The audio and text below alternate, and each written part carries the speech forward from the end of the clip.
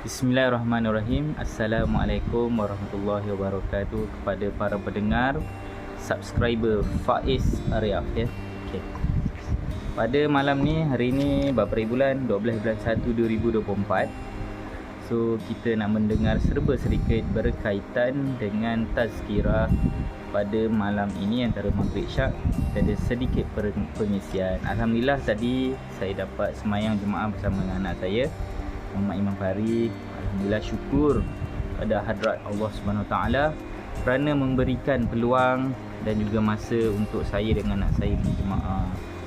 Apa sebenarnya pahala berjemaah memang banyak, yang 27 kali ganda. So antara Maghrib Isyak ini kita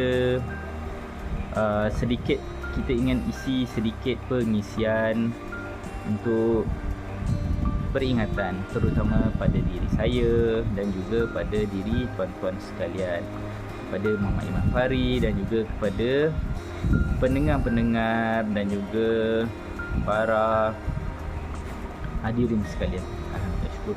Kita salawat kepada Nabi Muhammad SAW. Allahumma salli ala sayyidina Muhammad. Allahumma salli ala sayyidina Muhammad. La ilaha illallah Muhammadar Rasulullah. La ilaha illallah Muhammadar Rasulullah. La haula wala quwwata illa billahil azim. La ilaha illa anta subhanaka inni kuntu minaz zalimin. Allahumma salli ala sayyidina Muhammad. Okey, kita teruskan dengan ini adalah buku berkaitan dengan permasalahan umat yang ditulis oleh Ustaz Azhar Idrus. Anda bertanya, UAI jawab. Okey, apakah soalan pertama? Hukum orang bukan Islam membaca Al-Quran. Ada orang Islam yang boleh membaca Al-Quran ya? Para hadirin, saya ada sedikit kecelaruan. Bolehkah orang bukan Islam membaca Al-Quran sedangkan orang yang berhadas besar pun tak boleh baca Al-Quran? Mohon penjelasan oleh Ustaz.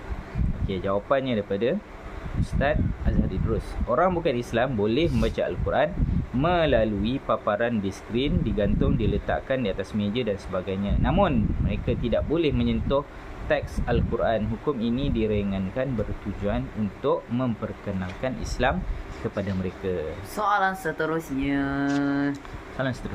Apakah hukum membaca Al-Quran dengan qiraat warsh ketika solat?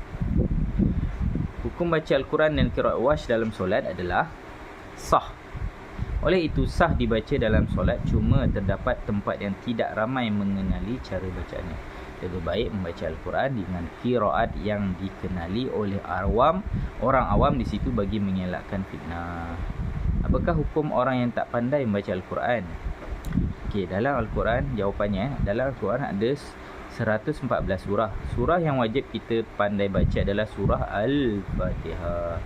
Sekiranya kita tidak pandai membaca surah Al-Fatihah, hukumnya berdosa.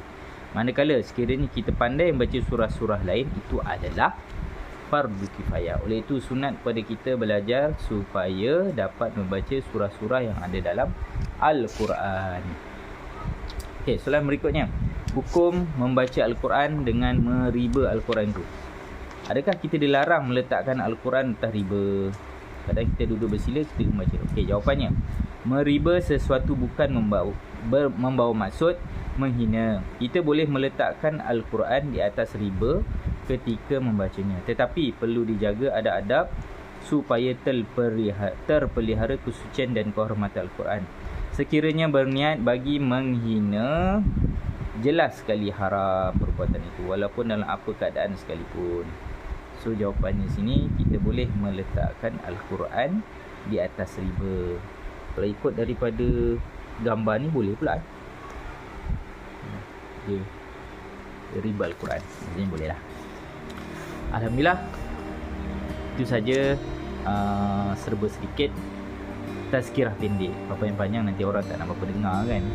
Okey, itu saja daripada saya. Jangan lupa subscribe Faiz Arya channel dalam YouTube. InsyaAllah kita jumpa lagi. Kita sampaikan kepada rakan-rakan kita yang lain, InsyaAllah. Assalamualaikum warahmatullahi wabarakatuh.